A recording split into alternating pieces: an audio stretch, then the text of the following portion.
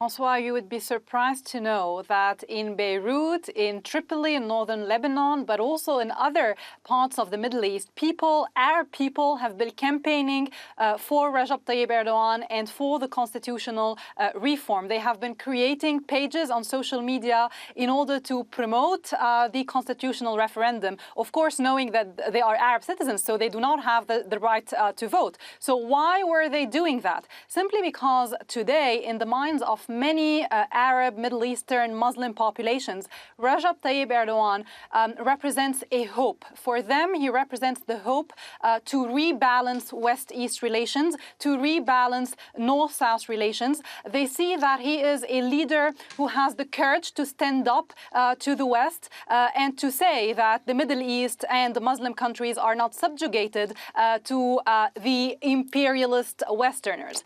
But here I would like also to make a point to pick up actually on Zia's point. What you see is that Recep Tayyip Erdogan moved from being a Muslim Democrat to being an Islamo-nationalist.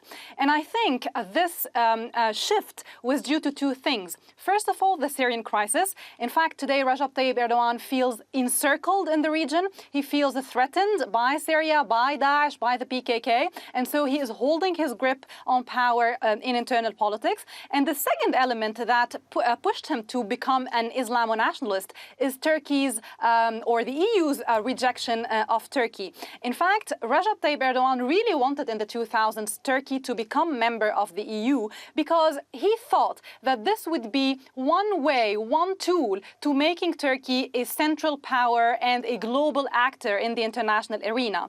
Now he felt humiliated, and a majority of Turks, even Turks in the diaspora today, massively voted for the yes because they feel humiliated and insulted by Europe. So as a backlash, they are voting for a president who has an aggressive, violent tone vis-à-vis the West and who shows that Turkey is no longer the sick man of Europe. And in that sense, I would like to say that EU's policy toward Turkey and Recep Tayyip Erdogan is really counterproductive. So when Sigmar Gabriel, when we hear him there, like we did earlier, when we hear the German foreign minister there cautioning Turkey, that has the opposite effect? Exactly. This image also of the Turkish social affairs minister being excluded and prevented from entering the Turkish consulate in the Netherlands and being pushed away by the dogs of the Netherlands police was really seen as an act of humiliation. And as a backlash, Turkish people in the diaspora voted for the yes.